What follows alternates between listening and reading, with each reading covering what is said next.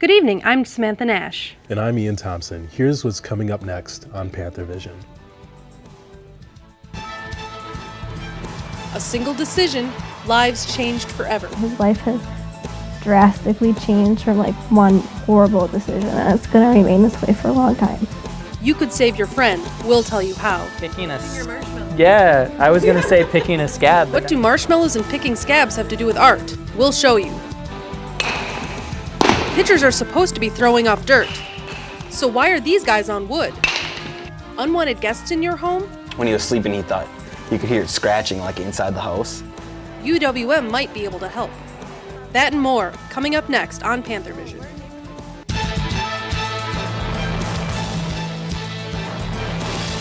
From the University of Wisconsin-Milwaukee, this is UWM Panthervision.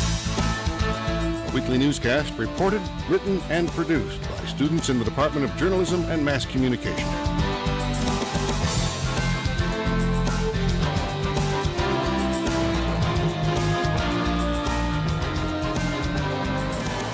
And now, the news.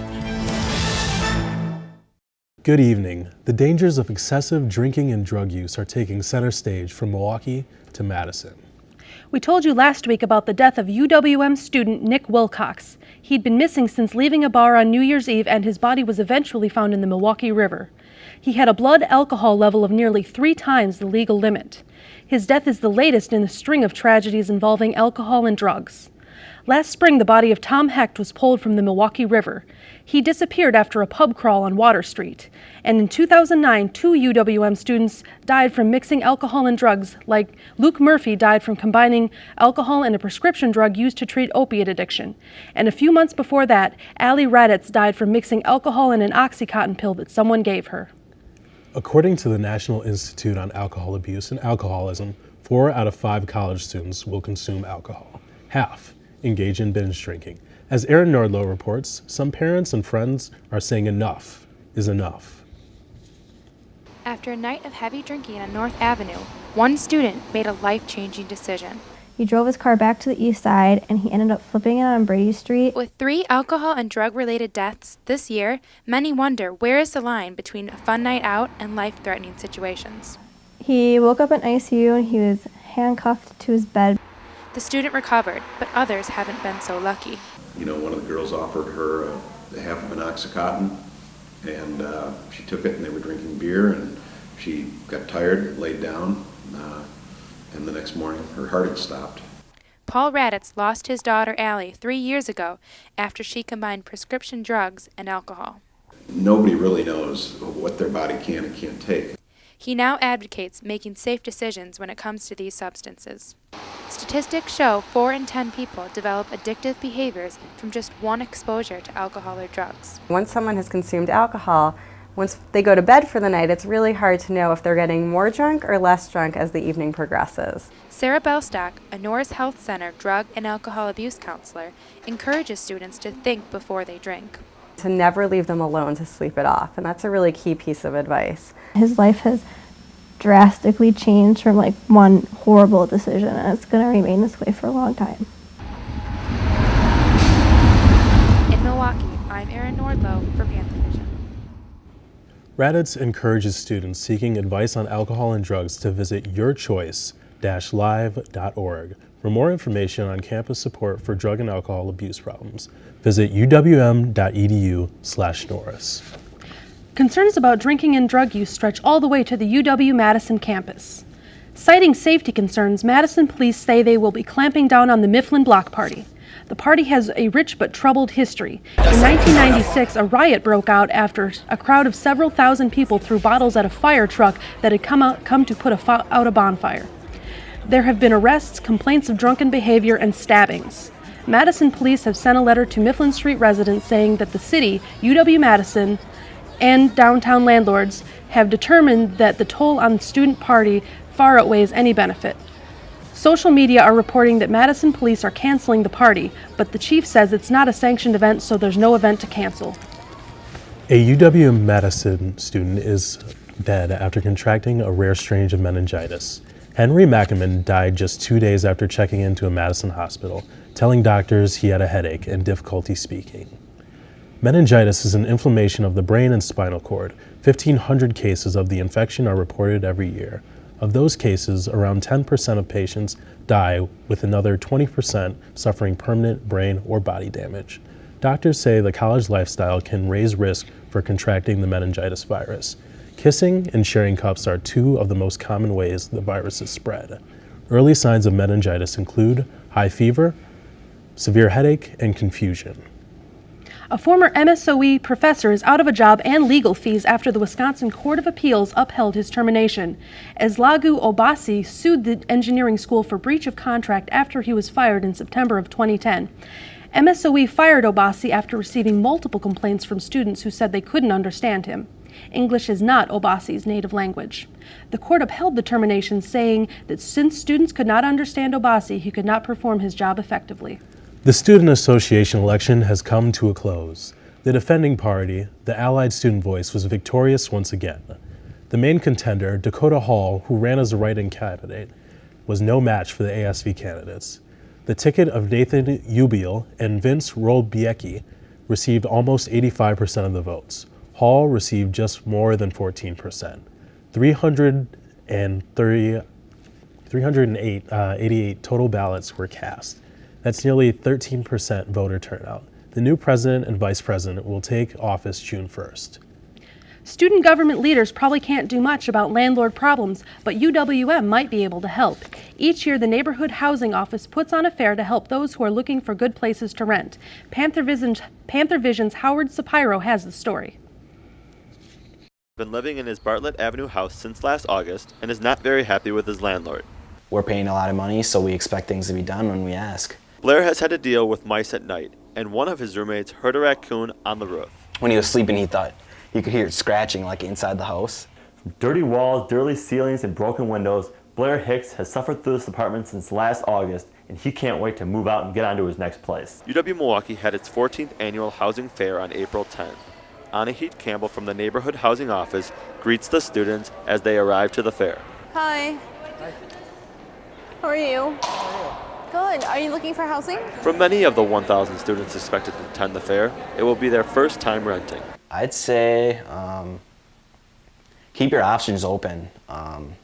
Don't just decide on one place. Anahit's responsibility is to attract students to talk to the landlord. Program specialist Viridiana Blanco assists Anahit in getting student interest, telling them why the Neighborhood Housing Office is here. Talking to as many students as possible, getting the word out there that our office is here to help them out. Landlords are on hand, talking to prospective renters. Anahit mentions that Milwaukee is a renter's market, so there is no need to rush to find a place. If they begin looking too early, they can end up paying more for the apartment or house. Blair, however, did not follow Anahit's advice and still has 4 months left on his lease. Well, we procrastinated on getting a place. In Milwaukee, I'm Howard Sapiro for Panthervision. Neighborhood Housing Office offers classes teaching responsibility and a variety of skills to students looking to live off campus for the first time. The next class is scheduled for April 27th. 2 UWM assistant professors are receiving large grants from the National Science Foundation. Dawn Erb is getting nearly $800,000 over 5 years to study the universe and the formation of the galaxies. And Arash Mustafi getting $400,000 to research the relationship between data, internet speed, and security. With Lake Michigan in our own backyard, Milwaukee has a special relationship with fresh water. As I found out, some UWM students are taking clean water to the world. Gray skies and icy winds couldn't dampen Alexandria Satyrs' spirits on Saturday, April 6th. Keep it up!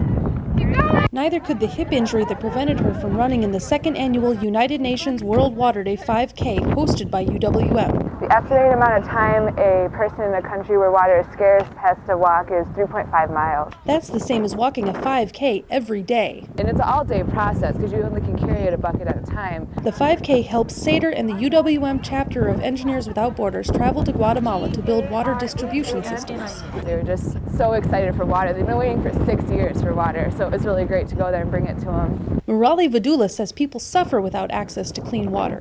Kids fall ill, dysentery, all kinds of illnesses. Some participants carried 5-gallon buckets similar to those used in Guatemala. Our A pint of water weighs a pound. So a pint a pound the world around. Vidula says that water weight really adds up. But 5 gallons will then weigh about 40 pounds. Around 200 people participated in the event that holds special significance for the city. Milwaukee is one of 14 cities in the world that's part of the United Nations Global Compact program. And we're designated in Milwaukee as the city for fresh water. Additional fundraising, including a large contribution from Canned Water for Kids, has accelerated the building schedule. The trip was initially supposed to be 3 phases. Now it's down to 2 so they can get their water quicker. The people of Guatemala are not the only ones excited for drinking water. Yeah, I'm very thirsty, so. In Milwaukee, I'm Samantha Nash for Panthervision. This January will mark the 5th year in a row Engineers Without Borders has made the trip to Guatemala. A big-name rap artist is coming to UWM. And what's up with the snow in April? Weather and more when we come back.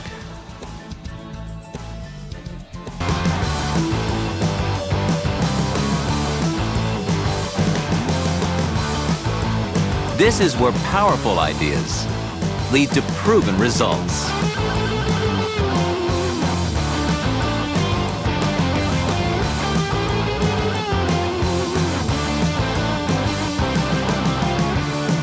This is where you belong.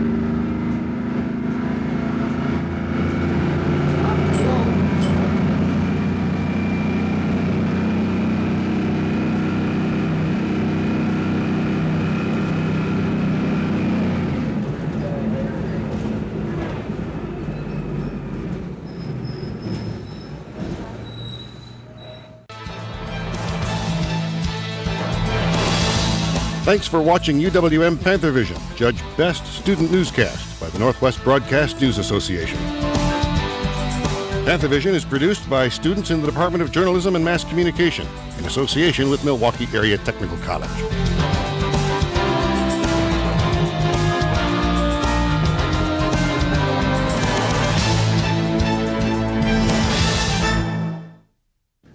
It's a big year for the Peck School of the Arts. The school has reached a milestone and it is celebrating it with a bang.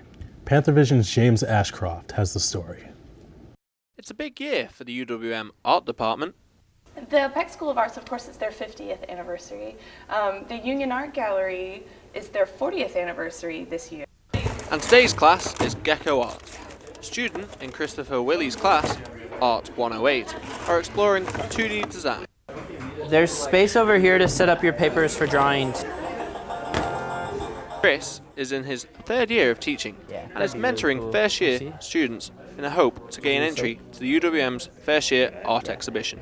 You want to make sure that you've got a nice, basically I just keep pushing.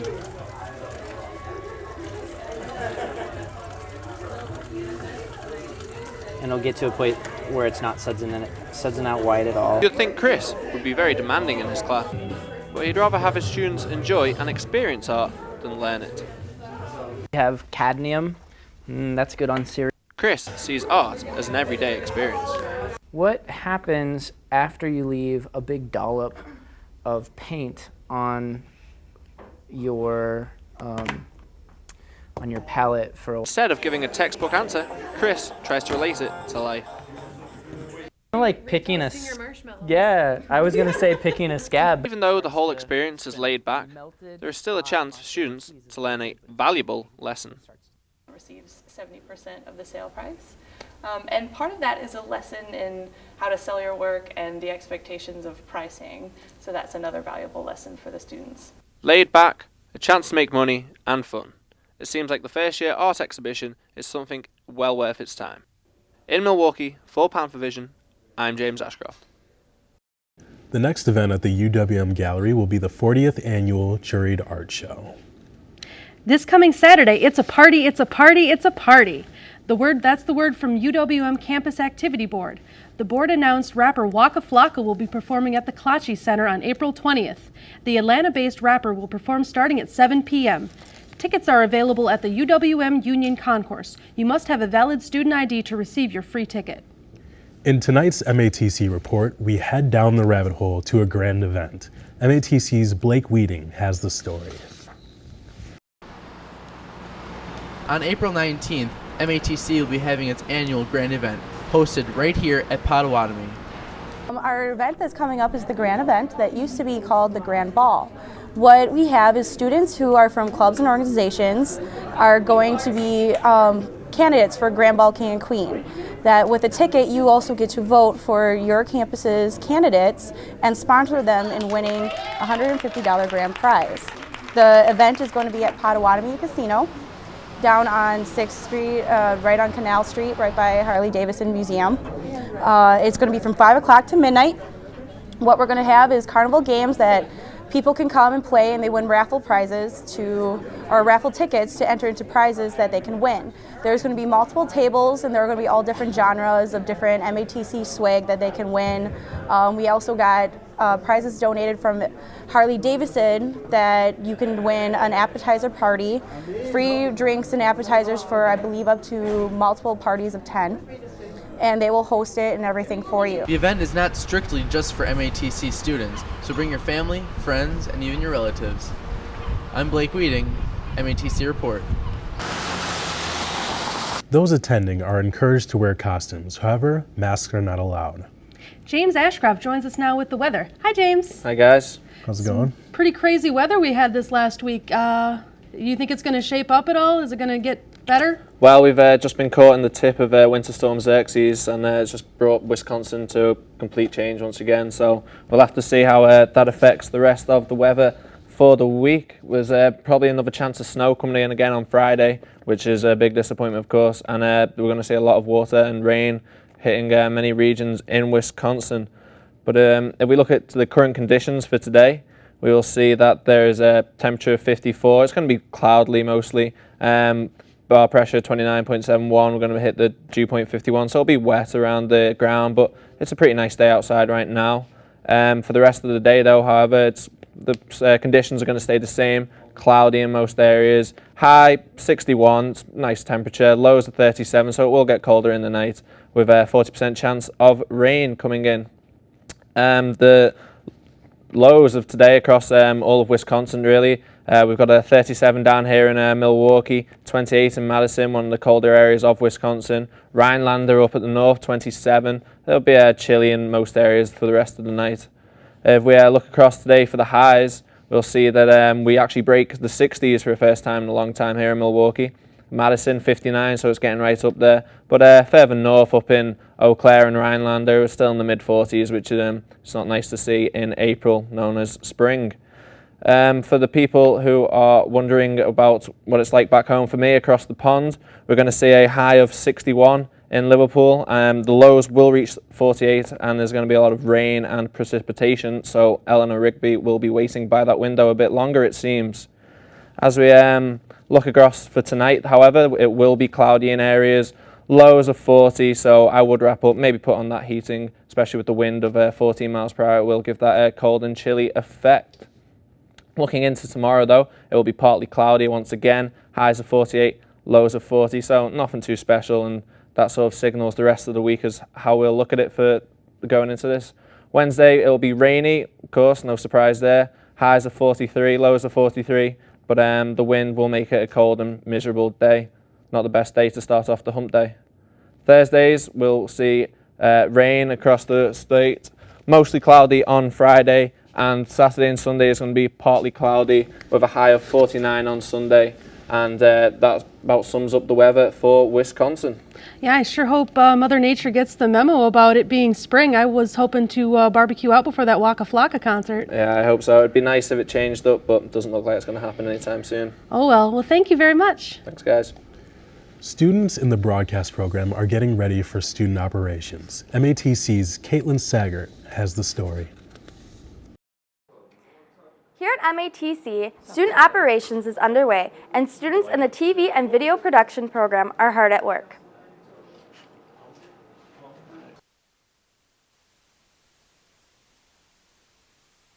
Student operations is a chance for second years and first year students to come together and create a capstone. Basically, they take all the work they've done in 2 years' time, everything they've been trained in, and they take over the television station, Milwaukee Public Television, and they get a chance to operate the station, program what shows are going at what time, and showcase or highlight everything they've done in the past 2 years, basically.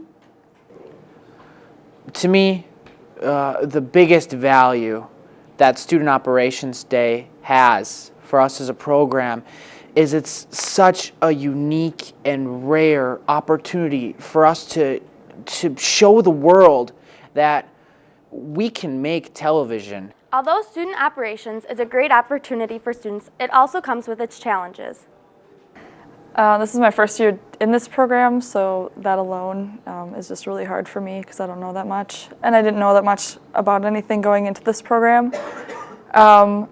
Definitely time management. That's like my biggest issue.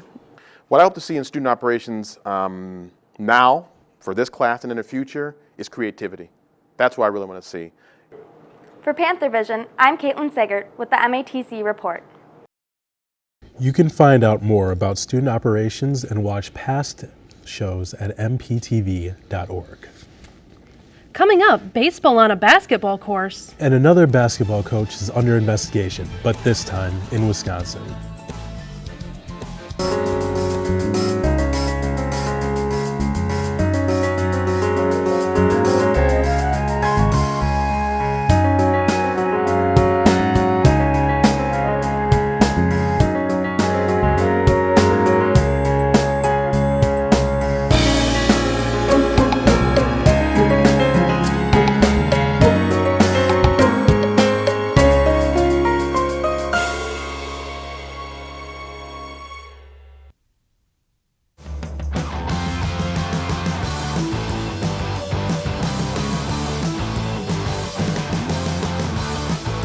This is where powerful ideas lead to proven results.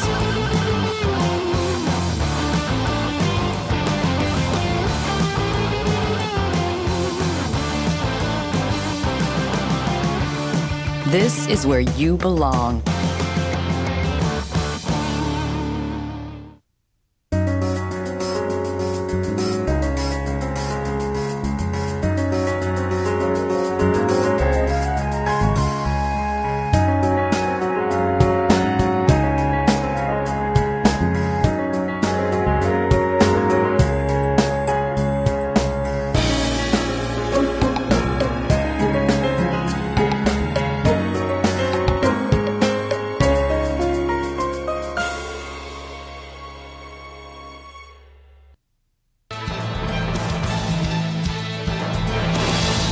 Thanks for watching UWM Panthervision, judged Best Student Newscast by the Northwest Broadcast News Association. Panthervision is produced by students in the Department of Journalism and Mass Communication in association with Milwaukee Area Technical College.